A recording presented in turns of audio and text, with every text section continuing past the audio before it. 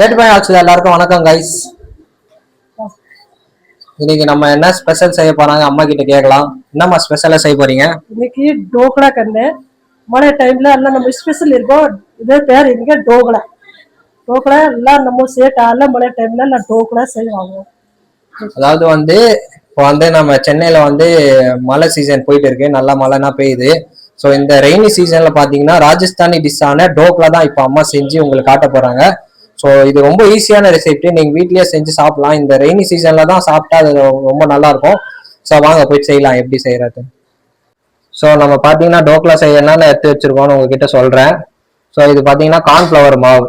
இது readymade cornflour மாவு இல்லை, ரெடிமேட் பாத்தீங்கன்னா ஒயிட் கலர்ல இருக்கும். நீங்க தனியா 1 கிலோ கார்ன் வாங்கிட்டு அரிச்சிருங்க, இந்த மாதிரி மாவு அரிச்சிருங்க, அப்போதான் டேஸ்ட் நல்லா வரும். ஸோ 1 கிலோ கார்ன்ஃபிளவர் மாவு எடுத்திருக்கோம். அதுலயே பாத்தீங்கன்னா 1/2 கிலோ பாத்தீங்கன்னா கோதுமை மாவு வச்சிருக்கோம். ஓகேங்களா. அதுக்கப்புறம் பாத்தீங்கன்னா முழு தனியா பாத்தீங்கன்னா ஒரு 50 கிராம் எடுத்து வச்சிருக்கோம். அதுக்கப்புறம் பாத்தீங்கன்னா கிரீன் சில்லி, பச்சை மிளகா. அதுக்கப்புறம் பாத்தீங்கன்னா கொத்தமல்லி. இது பாத்தீங்கன்னா என்னதுன்னு தெரியுமா? அப்பளம் உப்பு, அப்பளத்துல போடுற உப்பு தனியாவே வரும். அப்பளம் உப்பு கேட்டீங்கன்னா சொல்லுவாங்க, தருவாங்க. அதுக்கப்புறம் பாத்தீங்கன்னா பூண்டு ஒரு 200 கிராம் எடுத்து வச்சிருக்கோம். ஆயிலு, அதுக்கப்புறம் நம்ம எப்பவுமே போடுற மாதிரி மசாலா ஐட்டம், அதாவது மிளகாத்தூள், மஞ்சள் தூள், அந்த மாதிரி உப்பு எல்லாம் நம்ம ரெகுலர் ஐட்டமு. ஒரு 1 லிட்டர் பாத்தீங்கன்னா சுத்தண்ணி எடுத்து வச்சுக்கோங்க. கொஞ்சோண்டு நார்மல் வாட்டர் எடுத்து வச்சுக்கோங்க. ஸோ வாங்க இப்போ மாவு எப்படி செய்யறாங்கன்னு பார்க்கலாம். ஸோ இப்போ அம்மா பாத்தீங்கன்னா 2 மாவையும் நல்லா மிக்ஸ் பண்றாங்க. இந்த மாதிரி நீங்களும் மிக்ஸ் பண்ணிக்கோங்க. நாங்க பாத்தீங்கன்னா ஒரு 6-7 பேருக்கு செய்யறோம். ஸோ நீங்க உங்க ஃபேமிலிக்கு எத்தனை பேரோ அதுக்கேற்ற மாதிரி நீங்க இதை கம்மி பண்ணிக்கலாம். கொஞ்சோண்டு உப்பு போட்டுக்கலாம், டேஸ்ட் வைஸ் உப்பு. அதுக்கப்புறம் பாத்தீங்கன்னா அப்பளம் உப்பு வேற, அப்பளம் உப்பு வேற. அப்பளம் உப்பு தனியா கடையில கேட்டீங்கன்னா தருவாங்க. ஸோ அந்த அப்பளம் உப்பு நம்ம போட்டுக்கிறோம். கொஞ்சோண்டு மிளகாத்தூள் ஒரு 2 டீஸ்பூன் அளவுக்கு. அதுக்கப்புறம் பாத்தீங்கன்னா கொத்தமல்லி போடுறாங்க. கொத்தமல்லி நல்லா வாரி போடுங்க. அதுக்கப்புறம் பாத்தீங்கன்னா ஒரு 3 டீஸ்பூன் அளவுக்கு எண்ணெய் ஊத்துறாங்க.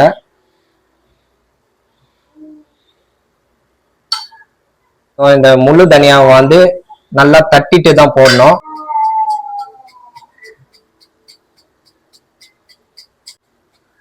அதுக்கப்புறம் நம்ம எடுத்து வச்சிருக்க அந்த கார்லிக்கை பாத்தீங்கன்னா நல்லா தட்டிடுங்க. நம்ம எடுத்து வச்ச பச்சை மிளகாவை பாத்தீங்கன்னா இந்த மாதிரி நல்லா தட்டிடுங்க. ஸோ இப்போ நம்ம தட்டி வச்ச முழு தனியாவை மாவோட மிக்ஸ் பண்ணிக்கலாம்.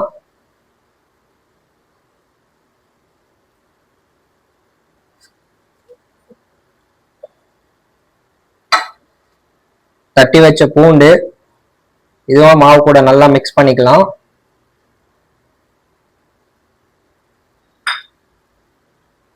அதுக்கப்புறம் அம்மா என்ன மிக்ஸ் பண்றாங்க தெரியலையே, பச்சை மிளகா, தட்டி வச்ச பச்சை மிளகா அப்படியே மிக்ஸ் பண்ணிக்கலாம். ஸோ நம்ம பாத்தீங்கன்னா கல்ச்சர் படி இந்த மாதிரி தட்டிட்டு இந்த மாதிரி நேச்சுரலா செய்யறத ரொம்ப பிடிக்கும். ஸோ நாங்க இந்த மாதிரி தான் செய்வோம். உங்களுக்கு இந்த மாதிரி செய்யறது கஷ்டமா தான் நீங்க தாராளமா பூண்டு இதெல்லாம் மிக்சியில நீங்க அரைச்சிக்கலாம். ஸோ இப்போ பாத்தீங்கன்னா எல்லாத்தையும் அம்மா நல்லா மிக்ஸ் பண்றாங்க. இந்த மாவு கூட மாவு நல்லா மிக்ஸ் பண்றேன் எல்லாமே. இப்போ அது கூட பாத்தீங்கன்னா சுத்தண்ணி ஆட் பண்றாங்க. சுத்தண்ணி பாத்தீங்கன்னா கை விடுற அளவுக்கு சூடா இருக்கணும். ரொம்ப சூடா இருந்தா நம்மளால மாவு மிக்ஸ் பண்ண முடியாது. ஸோ கை விடுற அளவுக்கு சூடா இருந்ததுன்னா போதும். ஸோ இப்போ பாத்தீங்கன்னா சுத்தண்ணி ஊத்தாச்சு. அம்மா பாத்தீங்கன்னா நல்லா மிக்ஸ் பண்ண போறாங்க மாவை. இப்ப பாத்தீங்கன்னா சுத்தண்ணி ஊத்தி அம்மா மாவு பிசைய ஆரம்பிச்சிட்டாங்க. இது எந்த விதமான டிஃப்ரெண்ட் ப்ரொசீஜரும் இல்லை. நீங்க சப்பாத்தி மாவு எப்படி செய்யறீங்களோ அதையே தான் நீங்க இதுலயும் ஃபாலோ பண்ண போறீங்க. நம்ம போட்டுருக்க இன்கிரீடியன்ஸ் தான் பாத்தீங்கன்னா வேற.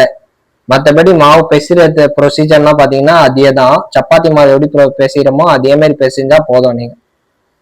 ஆனா சாஃப்டா இருக்கக்கூடாது, மாவு கொஞ்சம் ஹார்டா இருக்கணும். ஸோ இப்போ பாத்தீங்கன்னா மாவு பிசைஞ்சாச்சு. பிசைஞ்சதுக்கு அப்புறம் ஒரு 2 டீஸ்பூன் பாத்தீங்கன்னா ஆயில் அம்மா ஆட் பண்றாங்க.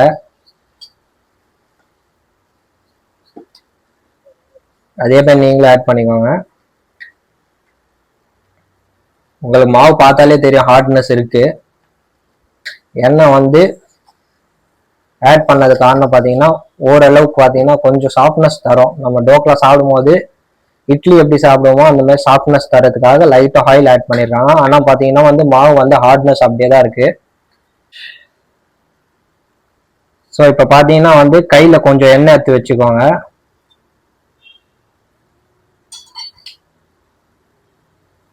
இப்போ கொஞ்சோண்டு மாவு எடுத்துட்டு நம்ம மெது வடை எப்படி தட்டுவோமோ அந்த மாதிரி பார்த்தீங்கன்னா இந்த மாவையும் வந்து தட்டணும்.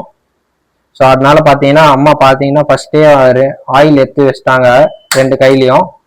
இப்போ பாருங்க நல்லா மெது வடை மாதிரி தட்டிட்டு நடுவில் ஹோல்ஸ் போட்டுக்கோங்க. இப்போ இந்த மாதிரி வந்து உருட்டியாக நம்ம எடுத்து எடுத்து வைக்கணும். ஸோ இப்போ பார்த்தீங்கன்னா வந்து நம்ம பிசைஞ்சு வச்ச மாவுல பார்த்தீங்கன்னா வந்து இந்த மாதிரி டோக்லா வந்து தட்டி வச்சிட்டோம்.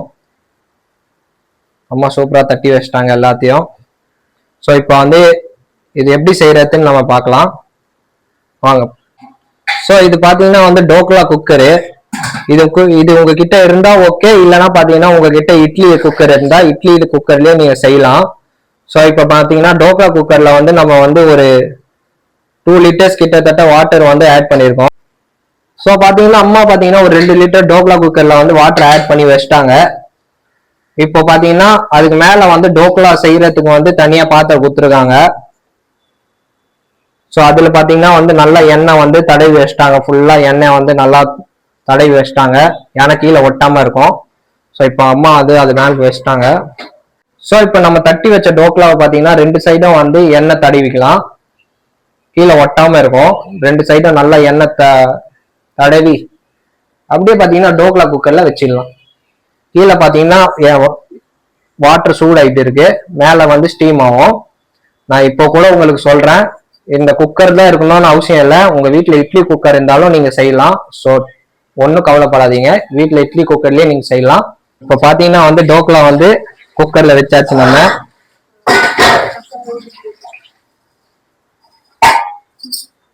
இதை வந்து இப்போ க்ளோஸ் பண்ணிக்கலாம். இதை வந்து பாத்தீங்கன்னா ஒரு 30 to 40 மினிட்ஸ் ஹை ஃபிளேம்ல வந்து ஸ்டீம் பண்ணணும். ஒரு 30 to 40 மினிட்ஸ்ல வந்து நல்லா வேக வச்சோம்னா அது ரெடி ஆயிரும். ஹை ஃபிளேம்ல இருக்கும் கேஸு. ஸோ 45 மினிட்ஸ் நம்ம வெயிட் பண்ணலாம். இப்போ இதுக்கு வந்து சைடிஷான கட்டி தான் செய்ய போறோம். வாங்க அது எப்படி செய்யறதுன்னு பார்க்கலாம்.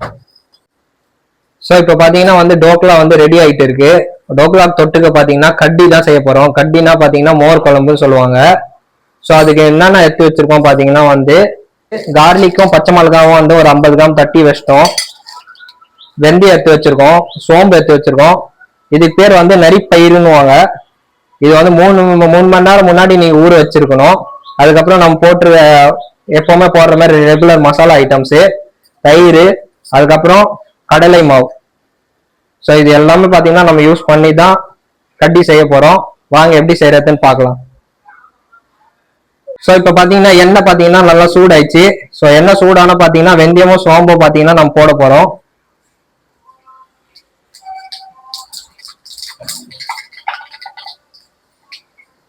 கொஞ்சோண்டு ஜீரகம் போடுறோம், கொஞ்சோண்டு கடுகு, கருவேப்பிலை போடுறோம்.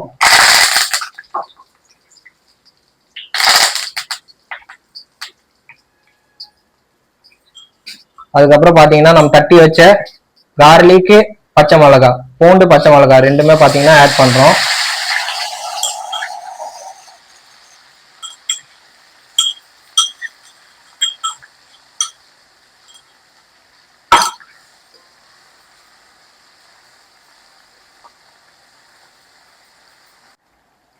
ஸோ இப்போ பார்த்தீங்கன்னா வந்து நரிப்பயிறு நம்ம ஆட் பண்ணுறோம்.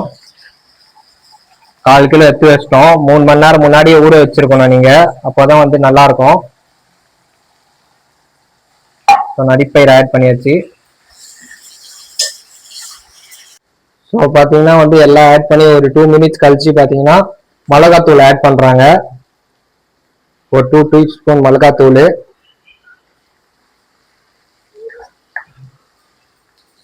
அதே நல்லா மிக்ஸ் பண்ணிட்டாங்க. மஞ்சத்தூள் ஆட் பண்றாங்க, அதுவும் 2 டீஸ்பூனு. உப்பு உங்கள் டேஸ்ட்டுக்கு ஏற்ற மாதிரி நீங்க ஆட் பண்ணிக்கோங்க. நாங்கள் பார்த்தீங்கன்னா ஒரு 2 டீஸ்பூன் ஆட் பண்ணியிருக்கோம். அதே நல்லா மிக்ஸ் பண்ணிக்கலாம். லைட்டாக வாட்டர் ஆட் பண்ணுறாங்க, ரொம்ப இல்லை, கொஞ்சோண்டு லைட்டாக ஆட் பண்ணுறோம். ஸோ இதை வந்து ஒரு 2 மினிட்ஸ் அப்படியே வேக வைங்க. ஸோ எண்ணெய் விட்டுட்டு வர வரைக்கும் வேக வைங்க. ஸோ மசாலா ரெடி ஆகிற வரைக்கும் பார்த்தீங்கன்னா நம்ம மோர் ரெடி பண்ணிக்கலாம். மோர் ரெடி பண்ணுறதுக்கு பார்த்தீங்கன்னா ஒய்ஃப் வந்து நம்ம வீட்லேயே ரெடி பண்ண தயிர் வந்து ஆட் பண்ணுறாங்க. லைட்டாக வாட்டர் ஆட் பண்ணுறாங்க, ரெண்டுத்தையும் நல்லா மிக்ஸ் பண்ணுறாங்க.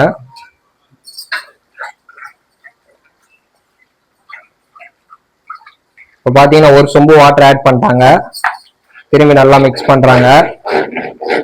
இப்போ பார்த்தீங்கன்னா வந்து நம்ம மோர் வந்து ரெடி பண்ணிட்டோம். அந்த மோரில் பார்த்தீங்கன்னா வந்து நம்ம வந்து கடலை மாவை தான் ஆட் பண்ண போகிறோம். ஸோ ஒய்ஃப் பார்த்தீங்கன்னா கடலை மாவு ஆட் பண்ணுறாங்க.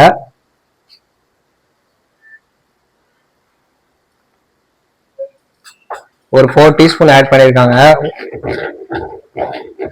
ஒரு 2 லிட்டர் மோருக்கு ஒரு 4 டீஸ்பூன், அப்போ 1 லிட்டருக்கு 2 டீஸ்பூன் கடலை மாவு கணக்கு வச்சுக்கோங்க. ஸோ நல்லா மிக்ஸ் பண்ணுறாங்க. இப்போ ரெண்டுத்தையும் கட்டி செய்யறதுக்கு பார்த்தீங்கன்னா வந்து புளிச்ச தயிர் எடுங்க, ரொம்ப டேஸ்ட் வேற லெவலில் இருக்கும். ஸோ நாங்கள் வந்து 2 நாள் முன்னாடி வச்ச தயிர் அது எடுத்துருக்கோம். நல்லா புளிச்ச தயிர், டேஸ்ட் நல்லா கொடுக்கும் மோர் குழம்புக்கு.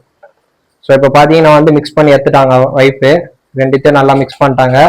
ஸோ பார்த்தீங்கன்னா மசாலா ரெடி ஆயிடுச்சு. அந்த மசாலா இருந்து கொஞ்சம் மசாலா பார்த்தீங்கன்னா சைடாக எடுத்து வைக்கிறோம். அதுக்கு எதுக்கு எடுத்து வைக்கிறோம்னு நான் உங்களுக்கு லாஸ்ட்டாக சொல்கிறேன்.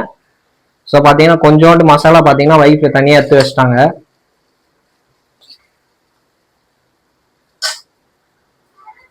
இப்போ பார்த்தீங்கன்னா மசாலா ஒரு 5 மினிட்ஸ் வந்து நமக்கு வேக வச்சோம். நல்லா பார்த்தீங்கன்னா எண்ணெய் விட்டுட்டு வந்துச்சு. ஸோ இந்த டைம்ல பார்த்தீங்கன்னா நம்ம ரெடி பண்ண அந்த மோரை வந்து இதில் ஆட் பண்ண போகிறோம். ஸோ பார்த்தீங்கன்னா வந்து இந்த மாதிரி ஃபில்டர் பண்ணி தான் நீங்கள் வந்து இதில் ஊற்றணும். ஸோ பார்த்தீங்கன்னா வந்து ஒய்ஃப் நல்லா ஊற்றிட்டாங்க ஃபில்டர் பண்ணி.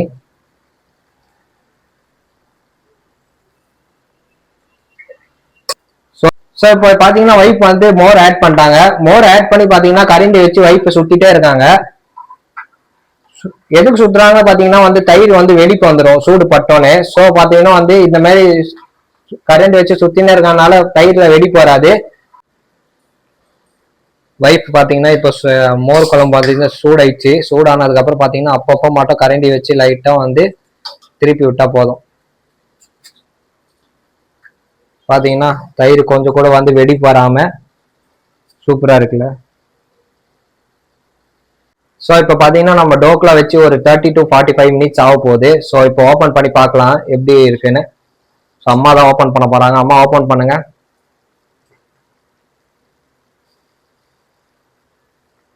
ஸோ பார்த்தீங்கன்னா வந்து டோக்லா நல்லா வெந்திருக்கு. ஸோ அதை டீஸ்பூன் வச்சு டெஸ்ட் பண்ணலாம் வெந்துச்சா இல்லையான்னு.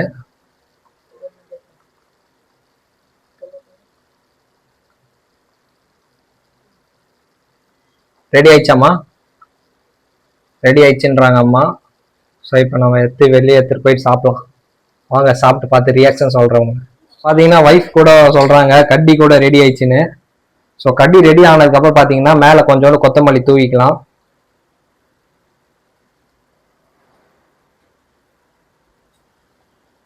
ஸோ இப்போ யாரோட டிஷ் நல்லா இருக்கு போறதுன்னு தெரியல. அம்மா செஞ்ச டோக்லாவா இல்லை இந்த சைட் டிஷ் செஞ்ச இந்த மோர் குழம்பு நல்லா இருக்குவான்னு தெரியல. இந்த எக்ஸாம்ல யார் பாஸ் ஆறான்னு பார்க்கலாம். அம்மாவா ஒய்ஃபா? ஸோ வேற பாத்திரத்துல மாத்தியாச்சு மோர் குழம்ப. ஸோ வேற பாத்திரத்தை மாத்தினதுக்கு அப்புறம் பார்த்தீங்கன்னா வந்து என்ன பண்ண போறோம்னா கொஞ்சம் மசாலா எடுத்து வைக்க சொன்னல தனியா. ஸோ அந்த மசாலா எடுத்துட்டு இப்போ ஆட் பண்ணோன்னா சூப்பரா இருக்கும். மேல பார்க்கவே நல்லா இருக்கும். ப்ரெசன்டேஷன் நல்லா பண்றாங்களாம் ஒய்ஃப். ஸோ அதுக்காக தான் இந்த மசாலா தனியாக எடுத்து வச்சோம். பார்க்கவே சூப்பரா இருக்குல்ல. ஸோ இப்போ பார்த்தீங்கன்னா வந்து நம்ம டேஸ்ட் பண்றதுக்கு பார்த்தீங்கன்னா ஒரு டோக்லா எடுத்துக்கலாம்.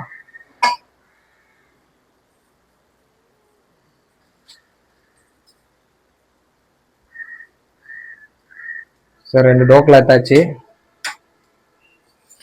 ஸோ இந்த மாதிரி பீஸாக கட் பண்ணிக்கலாம், பீஸா கட் பண்ணுற மாதிரி.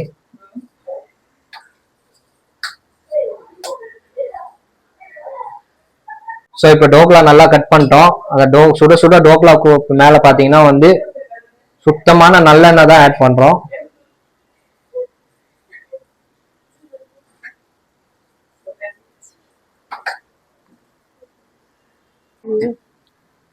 ஸோ இப்போ பார்த்தீங்கன்னா வந்து வைஃப் அம்மாவும் சேர்ந்து டோக்லா வித் கட்டி செஞ்சுட்டாங்க. ரெய்னி சீசன் வேற. ஸோ இது எப்படி இருக்குன்னு நம்ம டேஸ்ட் பண்ணி நான் உங்ககிட்ட ரிவை சொல்றேன். வாங்க போய் டேஸ்ட் பண்ணலாம் எப்படி இருக்குன்னு.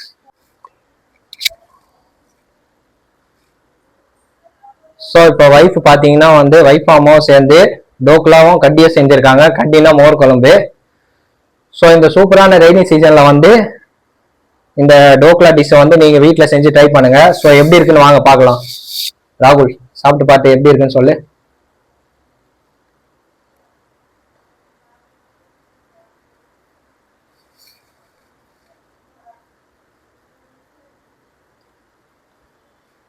வேற லெவல். ஸோ ராகுல் வந்து வேற லெவல்ல இருக்குன்னா சரி நம்ம இப்போ வந்து டேஸ்ட் பண்ணி பார்க்கலாம் எப்படி இருக்குன்னு. ஸோ பார்த்தீங்கன்னா நல்லெண்ணெயில் வந்து தொட்டுட்டு இந்த சூப்பரான கட்டியோட பார்த்தீங்கன்னா வந்து முக்கிட்டு ஸோ